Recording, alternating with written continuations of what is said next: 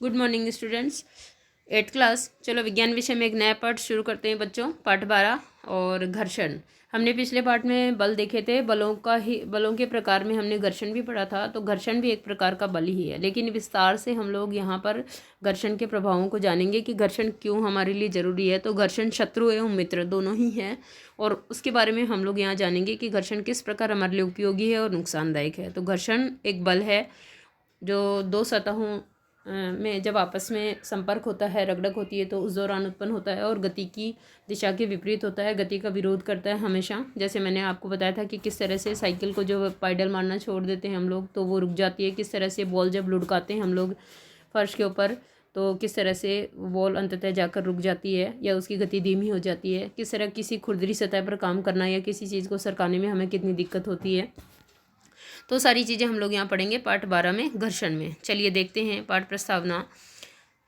आपने traffic signal पर car अथवा ट्रक चालक को अपने वाहन को मंद करते देखा होगा। सब जानते हैं ना, ट्रैफिक सिग्नल जब होता है तो कार की गति या कोई भी व्हीकल होता है उसकी गति धीमी कर लेते हैं बच्चों सब। जब भी आवश्यक होता है आप भी ब्रेक लगाकर अपनी साइकिल को मंद करते हैं। ब्रेक होते हैं ना साइकिल में गति को कम करने के लिए या रोकने के लिए। क्या आपने कभी सोचा है कि ब्रेक लगाने पर वाहन मंद क्यों हो जाते हैं, यानी क्यों धीमे हो जाते हैं ब्रेक लगाने पर? केवल वाहन ही नहीं, कोई भी वस्तु जो किसी अन्य वस्तु के पृष्ठ पर गति कर रही होती है, यानी कोई भी वस्तु किसी दूसरी सतह पर गति कर रही होती है ना। कोई भी सतह है, सरफेस है, उसको हम लोग पृष्ठ कहेंगे।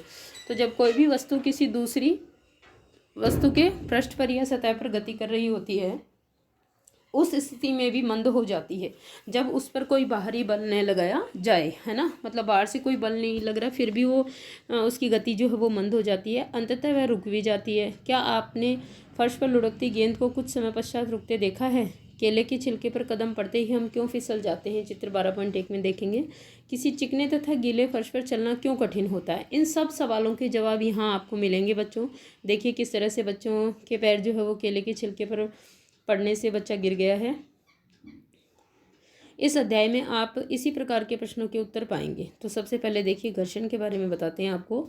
क्रियाकलाप 12.1 करेंगे। मेज पर रखी किसी पुस्तक चित्र 12.2 के अनुसार को धीरे से धकेलिए। आप यह देखेंगे कि कुछ दूरी पर चलकर यह रुक जाती है। इसी क्रियाकलाप को विपरीत दिशा में बल लगाकर दोहराइए, चित्र 12.12 की तरह, 12.2 की तरह।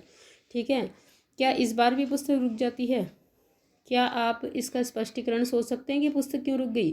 क्या हम यह कह सकते हैं कि पुस्तक की गति का विरोध करने के लिए उस पर कोई बल लगना चाहिए? इस बल को घर्षण बल कहते हैं, है ना, जो गति का विरोध कर रहा है, गति की दिशा के विपरीत लग रहा है। ये देखिए आप, दोनों साइड से हमने पुस्तक को धकेल के देख लिया लेकिन पुस्तक रुक जाती है क्योंकि ए तथा बी में घर्षण पुस्तक तथा फर्श के पृष्ठों की सापेक्ष गति का विरोध करता है ना। पृष्ठ पर जो पुस्तक गति कर रही है उस गति का विरोध करता है घर्षण बल। आपने देखा कि यदि आप बाईं दिशा में बल लगाते हैं तो घर्षण दाईं दिशा में कार्य करेगा, और यदि आप दाईं दिशा में बल लगाते हैं तो घर्षण बाईं दिशा में कार्य करेगा। यानी आप जो बल लगा रहे हैं, जो वस्तु की गति के लिए बल लग रहा है, घर्षण बल हमेशा उसके विपरीत दिशा में ही लगेगा। ठीक है, दोनों स्थितियों में घर्षण पुस्तक की गति का विरोध करता है। विरोध इसलिए करता है क्योंकि दोनों बल, जो घर्षण बल है वो और वस्तु को गति देने के लिए जो बल है वो दोनों विपरीत दिशा में बल हैं बच्चों। घर्षण बल सदैव ही लगाए गए बल का विरोध करता है। ये खासियत है घर्षण बल की कि घर्षण जो है वो सदैव लगाए गए वस्तु पर जो आरोपित बल है उसका विरोध करेगा और उसके विपरीत दिशा में होगा। उपरोक्त क्रियाकलाप में घर्षण बल पुस्तक तथा मेज के पृष्ठों के बीच कार्य करता है। दो वस्तु है ना, उनकी सतहों के बीच में कार्य करेगा। क्या सभी पृष्ठों पर समान घर्षण बल लगता है? क्या यह पृष्ठों की चिकनेपन पर निर्भर करता है? आइए पता लगाते हैं। यानी अगर पृष्ठ खुरदरा या चिकना होगा तो क्या घर्षण कम या ज़्यादा होगा, उसका पता लगाएंगे। देखिए घर्षण को प्रभावित करने वाले कारकों में इंक्लूड होगा ये। क्रियाकलाप 12.2 करेंगे। किसी ईंट के चारों ओर एक डोरी बांधिए। ईंट को कमानीदार तुला, जो हाथ से नापने वाला जो वो होता है ना कांटा जिससे हम वजन नापते हैं, उसको कहते हैं कमानीदार तुला द्वारा खींचिए, चित्र 12.3 में की तरह। आपको कुछ बल लगाना पड़ता है। जैसे ही ईंट गति करना प्रारंभ करे, कमानीदार तुला का पाठ्यांक नोट कीजिए। इससे आपको उस घर्षण बल की माप प्राप्त होगी जो ईंट तथा फर्श के पृष्ठों के बीच में लग रहा है। ये देखिए आप, कमानीदार तुला से बांध लिया और आपको सरकाएंगे, जैसे ही गति करेगी ये, उस दौरान आपको इसका पाठ्यांक नोट करना है। यहाँ पर देखिए आप कमानीदार तुला से धागे के द्वारा ये ईंट को बांध रखा है और खींचेंगे इसको, तो यहाँ ये जो आपका कांटा है इसके अंदर वजन आता है, यहाँ से नोट कर लेंगे। अब ईंट पर पॉलीथीन का टुकड़ा लपेटिए और क्रियाकलाप को दोहराइए। कहाँ पर लपेटना है पॉलीथीन का टुकड़ा? ईंट पर, यहाँ पर, और फिर उसको सरकाइए। ठीक है। क्या आप उपरोक्त दोनों स्थितियों में कमानीदार तुला के पाठ्यांकों में कोई अंतर पाते हैं? यानी वजन कम या ज़्यादा हुआ क्या? इस अंतर का क्या कारण हो सकता है? ईंट पर जूट का एक टुकड़ा लपेटकर इस क्रियाकलाप को फिर से दोहराइए। अब देखिए कमानीदार तुला क्या है। कमानीदार तुला वह युक्ति है जिसके द्वारा किसी वस्तु पर लगने वाले बल को मापा जाता है। इसमें एक कुंडलित कमानी होती है, एक कांटा हुक होता है नीचे बच्चों, और ऊपर एक स्केल होती है जिसमें बल लगाने पर प्रसार हो जाता है, यानी वो खींचकर बढ़ जाती है। कमानी के इस प्रसार की माप इसके अंशांकित पैमाने पर चलने वाले संकेत द्वारा की जाती है। और एक लाल रंग की चीज़ जो है पारे जैसी, वो इस पर चलती है। जैसे ही कमानी खींचेगी नीचे की तरफ, वैसे ही उसमें वजन शो होगा। पैमाने के पाठ्यांक द्वारा बल का परिमाण प्राप्त होता है। यानी ये देखिए आप, ये जो कमानीदार तुला का चित्र है, और आपको बनाना भी आज यहाँ से, ठीक है ना। इस पे देखो आप, इस तरह से वजन की ग्राम में, है ना, ग्राम्स में दे रखी, 0, 10 ग्राम, 20, 30, 40, 50, इस तरह से। तो यहाँ पर ये जो है वो वजन, और ये यहाँ पर जिस किसी चीज़ का हमें वजन निकालना होता है, उसको थैली में डालकर हम लोग यहाँ लटका सकते हैं। तो ये कमानीदार तुला थी। ठीक है। क्रियाकलाप 12.3, किसी चिकने फर्श अथवा किसी मेज पर कोई आनत समतल बनाइए। इसके लिए आप ईंटों के सहारे रखा कोई लकड़ी का तख्ता उपयोग कर सकते हैं। चित्र 12.4 की तरह। आनत समतल के किसी बिंदु ए पर पेन से कोई चिन्ह अंकित कीजिए।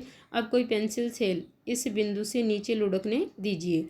रुकने से पूर्व यह मेज पर कितनी दूरी तय करती है, इस दूरी को नोट कीजिए। देखो आपको एक कोई पृष्ठ है समतल, उसके ऊपर आपको एक ढलान बनानी है। जैसे पहाड़ी से उतरते हैं, सीढ़ियों से उतरते हैं ना, तो ऐसे आनंद समतल बनाना है, और उससे आपको एक पेंसिल लुढ़कानी है। जैसे ये देखिए बच्चे बना रहे ना, ये इन्होंने किसी चीज़ का सहारा लगा के, किताबों का सहारा लगा के, इससे ये आनंद समतल बनाया है। मतलब एक ढलान युक्त जगह बनाई है और बिंदु ए से किसी चीज़ को इन्होंने लुढ़काया है। मेज पर कितनी दूरी तय करती है ना। कोई पेंसिल इस आनंद समतल के बिंदु ए से लुढ़काई, तो अब दूरी कितनी तय करी उसने मेज पर, इसकी दूरी हमें नोट करनी है। मेज पर कोई कपड़ा बिछा दीजिए। यह सुनिश्चित कीजिए कि कपड़े में सिलवट ना हो। उपरोक्त क्रियाकलाप को फिर कीजिए। चित्र 12.4b की तरह, है ना। इस बार क्या करना है, इस तरह से कपड़ा बिछा के करना है। फिर पेंसिल को लुढ़कानी है, और फिर वो मेज पर जितनी दूरी तय करेगी ना, उसको नोट करना है। पेंसिल सेल यानी घड़ी में जो उपयुक्त होता है ना, वो सेल ले सकते हो आप। इसकी जगह आप बेलनाकार पेंसिल भी ले सकते हो, पेन भी ले सकते हो, ठीक है, बॉल भी ले सकते हो। पेंसिल सेल विभिन्न पृष्ठों पर भिन्न भिन्न दूरियां तय करेगी, है ना। जब कपड़ा बिछाएंगे तो कम दूरी होगी, और समतल सतह है क्योंकि खाली मेज की, तो वहाँ ज़्यादा दूरी होगी। मेज पर रेत की पतली परत बिछाकर इस क्रियाकलाप को दोहराइए। यानी सब हम लोग इसलिए कर रहे हैं ताकि पृष्ठ का जो चिकनापन है उसको बदला जा सके। समस्त क्रियाकलाप में आनंद समतल का ढलान समान ही रखिए। आनंद समतल उतना ही है, लेकिन फिर भी पेंसिल सेल या कोई रबड़ की बॉल जो अलग अलग दूरियां तय कर रही है। किस स्थिति में पेंसिल सेल द्वारा तय की गई दूरी सबसे कम है? सेल द्वारा हर बार तय की गई दूरियां भिन्न भिन्न क्यों होती है, इसका कारण जानने का प्रयास कीजिए। अपने परिणाम पर चर्चा भी कीजिए। तो देखिए, क्या सेल द्वारा चली दूरी जिस पृष्ठ पर वह चलता है उसकी प्रकृति पर निर्भर करती है? क्या पेंसिल सेल के पृष्ठ का चिकनापन भी चली गई दूरी को प्रभावित करता है? बिल्कुल।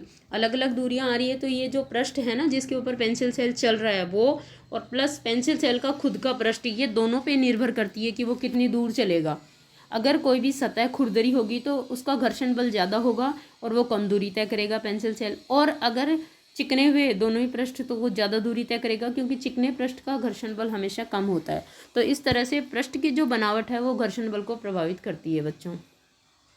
तो यहाँ से आपको क्या करना है आज, यहाँ से एक तो कमानीदार तुला का वर्णन करना है और चित्र बनाना उसका, और एक घर्षण को प्रभावित करने वाले कारकों में पृष्ठ की बनावट का उल्लेख करना है। ओके स्टूडेंट्स, कि पृष्ठ जो है वो किस प्रकार से घर्षण बल को प्रभावित करता है, और यहाँ पर आपको ये प्रयोग करना पड़ेगा। Okay students.